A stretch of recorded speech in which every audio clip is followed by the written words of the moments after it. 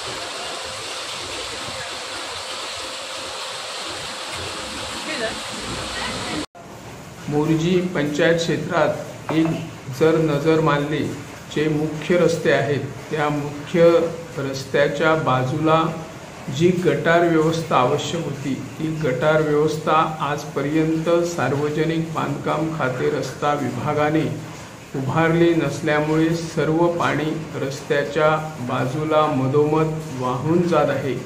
ठिकठिकाणी नद्याचा पूर आल्यासारखी स्थिती रस्त्यांची झालेली आहे।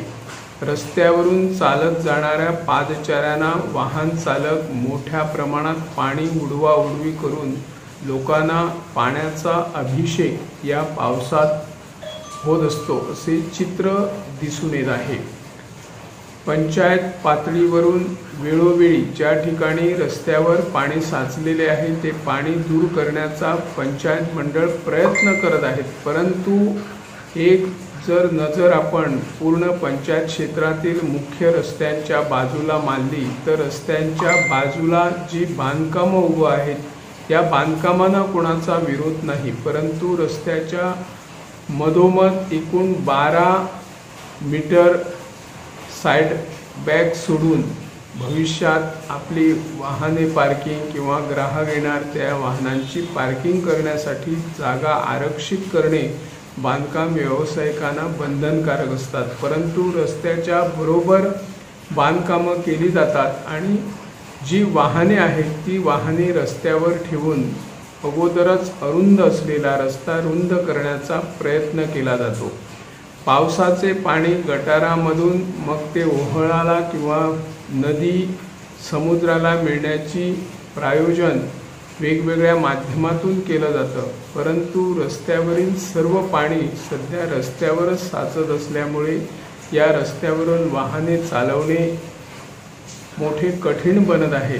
सरकारने याची गंभीर दखल घेऊन जे रस्त्याच्या बाजूला बांधकामे केली जातात त्या बांधकामांचं पाणी कुठं जाणार त्यांचं नियोजन त्या संबंधित बांधकाम व्यावसायिकांनी करण्याची सूचना स्थानिक पातळीवरून पंचायतीने करण्याचे गरजेचे आहे।